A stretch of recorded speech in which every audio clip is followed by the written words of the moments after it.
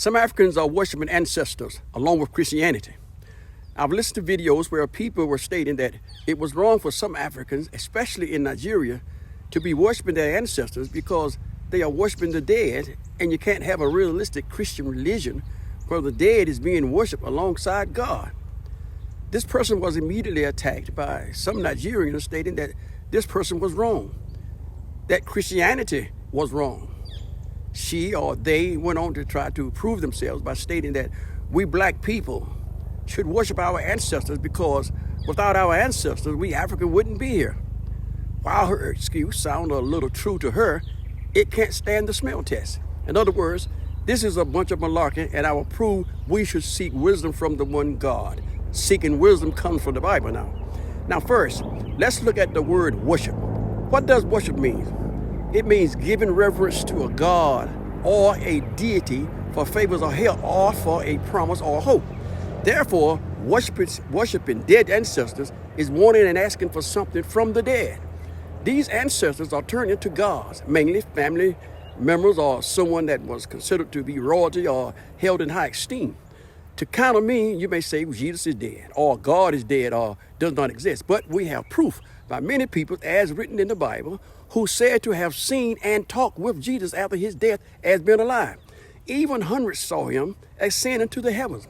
Jesus raised the dead as reported. But also Jesus stated that the dead has no knowledge of the living. But listen, the God we Christians serve is not dead. He is the God of creation. We can look around and see our God's hands in the great things that are made that cannot be made by man or the dead. We see the oceans, the seas, the universe, the stars, and more.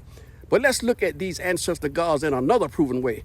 This person also stated why we should worship our ancestors.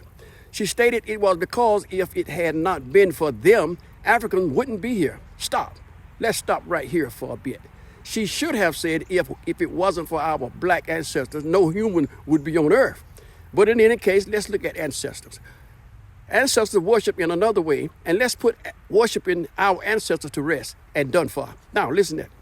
If it were not for the animals that our ancestors killed and ate, to the water they drank to stay alive, there would be no ancestors and no us, period.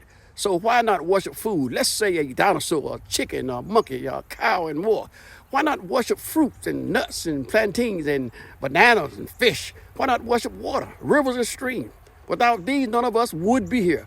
So you see, you just can't claim ancestors to worship because they gave us life without worshiping the food and water they ate and drank.